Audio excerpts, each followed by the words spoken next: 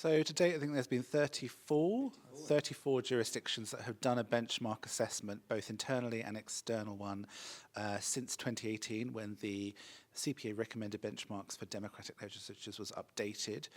Obviously, the benchmarks date back to 2008, I think it is, six.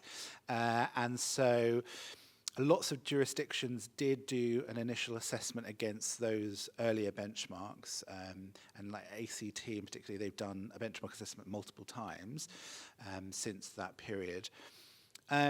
Why doesn't every jurisdiction do them? I mean, it's an excellent question. It's very much for them to answer, I think. I think a lot of the times it's a lack of familiarity that the benchmarks exist. Some jurisdictions perhaps feel that they're not applicable to them, but I would just say to those individuals and those legislatures that it does. It applies to every jurisdiction, no matter how large and how small, how new, old, bicameral, tricameral. It's applicable to every parliament. It's designed in such a way.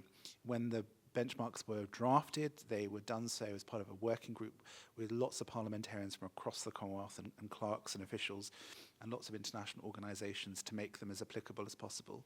And so it should be done by everybody. It's a very useful process. If you are developing your strategic plan, it's a good opportunity to look at the benchmarks to help populate that plan. Budgeting purposes, looking at what your parliament needs in terms of resources, what your members need in terms of resources.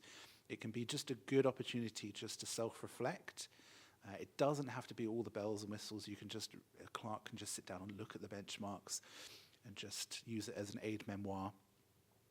But really, it's so easy to do. Every legislature should do it.